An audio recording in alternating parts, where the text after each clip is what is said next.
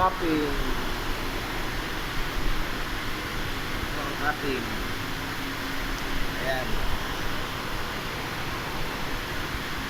This is 8-inch po ito. Elbow and pistol. Ayan po. Babakweld ko na lang po siya. Wala na po siyang parting. Hindi ko po siya pinatigan at abot naman. Pero ito po isang ito. Parting yan. Ayun po ang loob. Ganda po yung loob niya. Yun ito. Babakweld ko lang po ito. Ayan, kita na naman po. Ayan po yung cupping niya. Ito po, ano na ito. Hot pass pa lang po. Hot pass pa lang po yan. Isang tira pa, then cupping. One layer lang po tayo para madali, mabilis. Ito naman.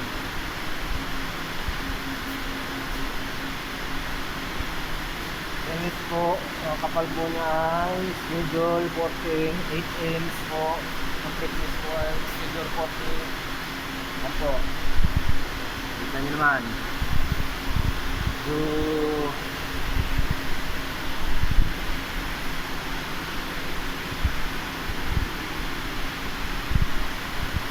ito po yung kahapon. Ayan po.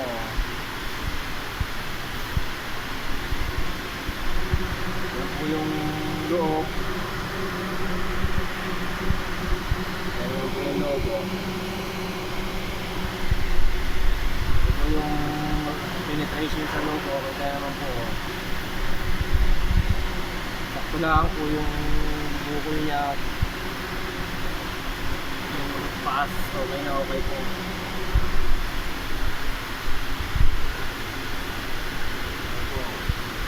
Ito yung kabila, ayan po. Medyo hindi siya masyadong naka-bukol, pero okay po yan. Check na po nila ang QA. Ito po yung kanyang cupping sa labas. Hindi mo na kain mahiwagang yung isang data. Ayan po.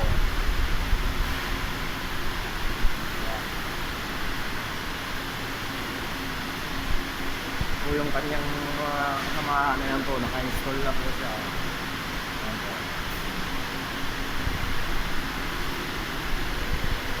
Ayan.